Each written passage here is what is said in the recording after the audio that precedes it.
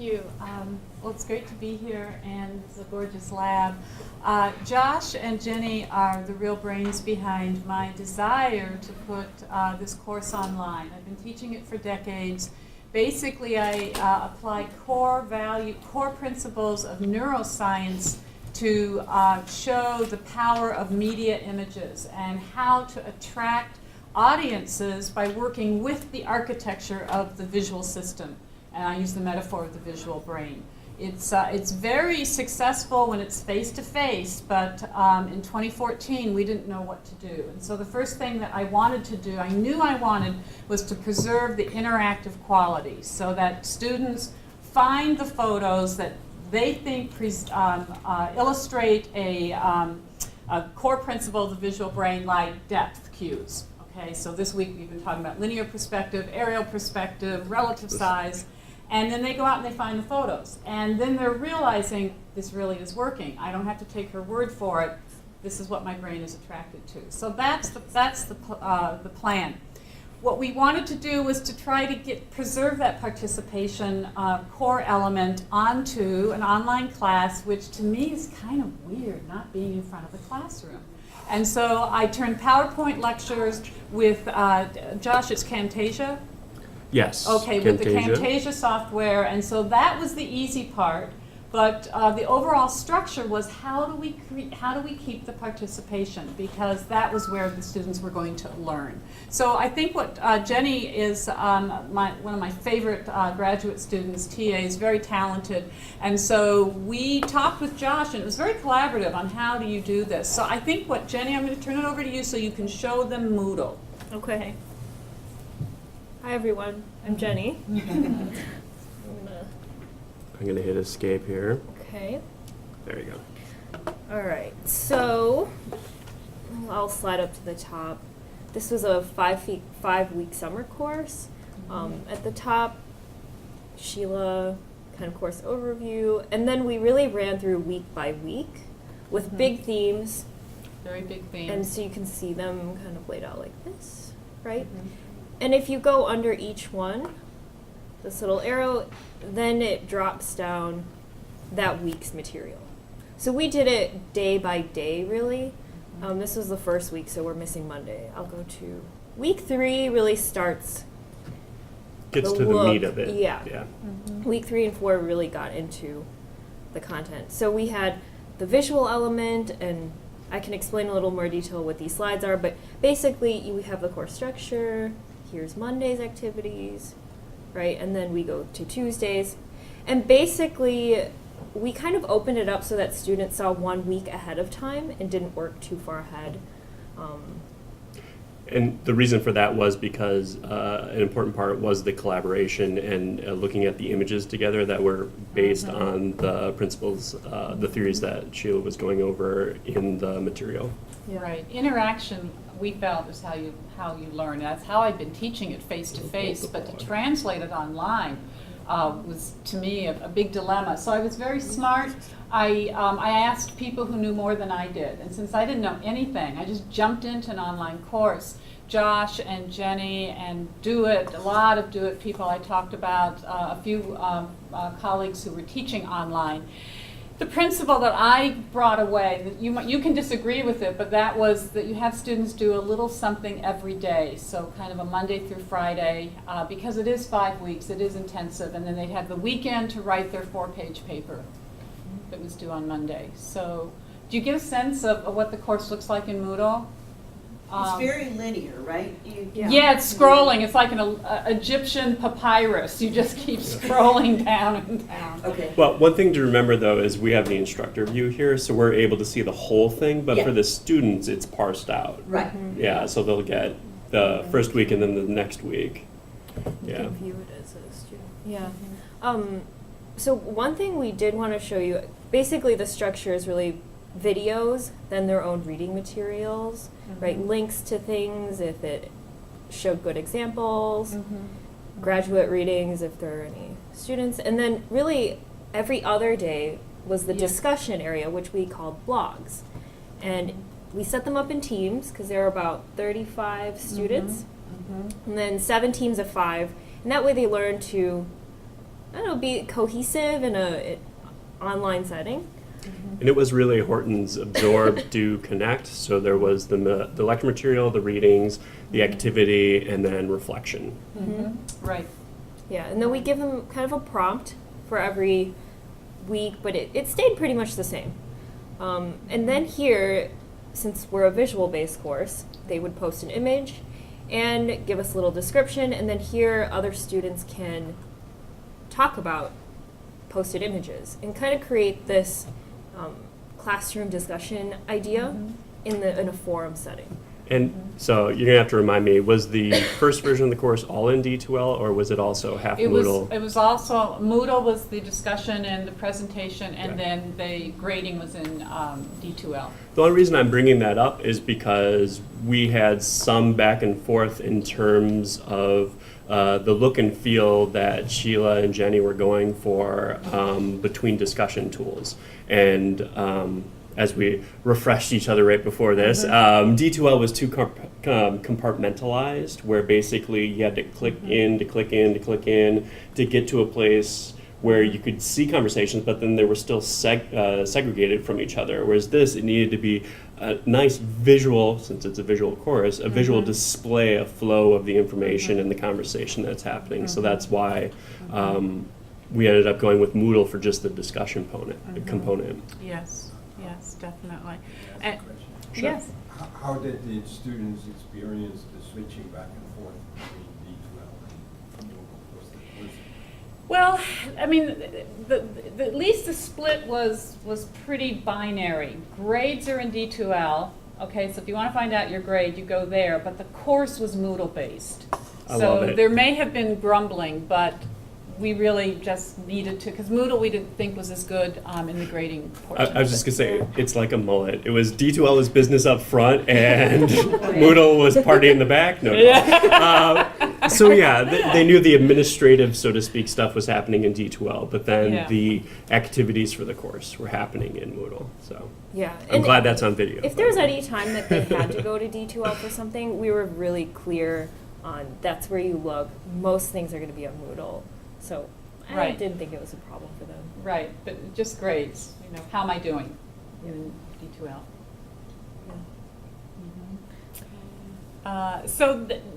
We're going to now talk about the planning of this course, which I want to turn it over to Josh because he made this simple in terms of taking what I thought was 16 weeks and then condensing that into 5 weeks. And what does each week look like, and how do I organize this, and how am I fair? So why don't we go into Castle Top? Sure.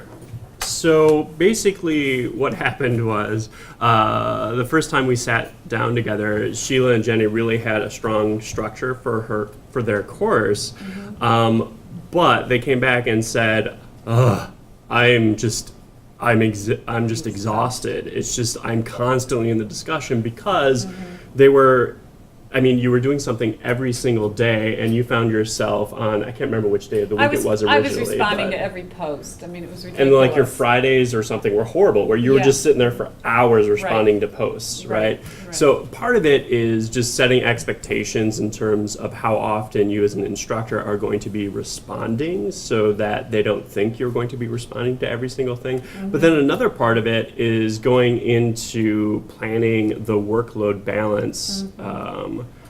And what we did is we took something that I learned from Blend at UW and Tim Dugdale, is this Fink's Castletop model. Normally this is for face-to-face courses or hybrid courses, and you kind of chunk out your weeks in face-to-face time like we have here, or online time like we have here. Well, we had to rethink that because this was an online-only course, but I still like the model of splitting things up into in-class time and out-of-class time. So, I think we'll hop back to This Sheila is just here. an overview, and so you can see it's a mess, but it was our mess, and so we understood it. So that's how we translated Castletop. So why don't we just kind of go with that first level? The first level, what you can see is that Monday and Wednesday is the video lectures. Okay, so that was primarily what I was concerned about. Tuesday and Thursday, I didn't have much to do other than to respond to posts in a more holistic manner on Tuesday and Thursday. And then on Friday was to try to manage the expectations of the students. And so to summarize, do some closure, do some tips on what to do for the paper. The students could write on Friday, or they could spend the weekend. It wasn't due until 9 a.m. Central Standard Time on Monday. They're all over the place, you know. They're in China. Yep. I mean, it's amazing, absolutely amazing. And I made absolutely sure Sheila did not use the term midnight, because Oh God, yes. online courses never use the word midnight ever. No, Yes. yes. Here was the first mistake in 2014.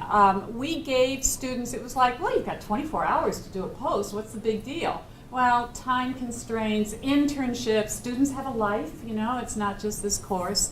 And so Josh was very good in saying, no, posts should be Tuesday and 48 hours. And so you can have working parents, you know, having time to be able to do a post they felt comfortable with. And so And really where that came from was during this process, sitting down and really drilling down to what is your average student and Yes. what are their external time constraints, just to take into consideration, because these aren't undergrads that are on campus. Right. Yeah. That's right, which I love. I mean, I could be in Austin and no one cared. You know, I could be sick and no one really cared. You know, as long as I could drag my sick body up to the laptop, everyone was fine with that. So I love online on that. Here's another thing from 2014 was that we had students vote on their favorite picture, okay? And that was somehow kind of a culmination of their discussions. Well, it's a huge amount of work for Jenny. And so what we did for 2015 is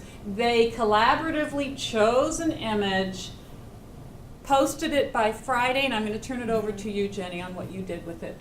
So, Yeah, well- no voting this year.